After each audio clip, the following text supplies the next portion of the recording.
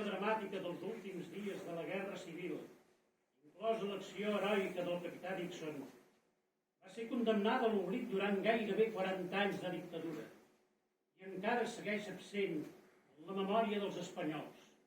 Els alacantins, però, la recorden i la mantenen ben viva. El 19 de novembre de 1939, 7 mesos després de portar els refugiats espanyols al port d'Orà, l'Stanbrook va ser torpedinat al Mar del Nord pel submarí alemany US-57, comandat pel comandant Klaus Koch.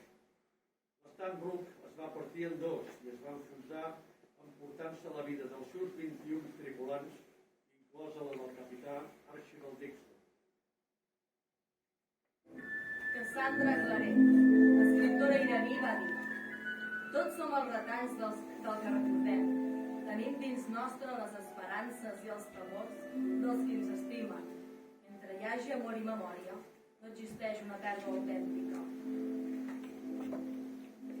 Ningú ens espera, ningú no es vol, i serà el destí que voldrà complir. Serà més trista la nostra sort per fugir de la guerra i la mort. No defallirem, l'esperança es diu i no la perdrem. No defallirem, per un somni de pau lluitarem. No defallirem, l'esperança es diu i no la perdrem. No defallirem, per un somni de pau lluitarem.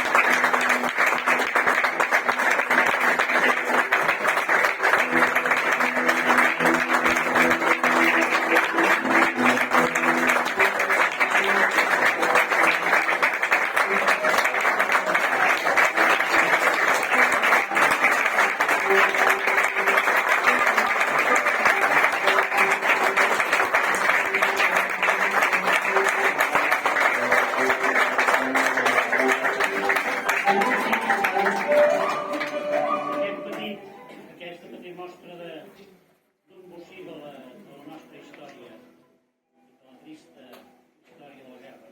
Si algú vol preguntar alguna cosa o vol apuntar alguna cosa, l'altre dia em va enviar un correu una amiga del Zen de Sala dient: escolta, el passadissa em diu que la seva família va fugir amb l'Stanbrook des de dalt d'allà de Sant Sebastià.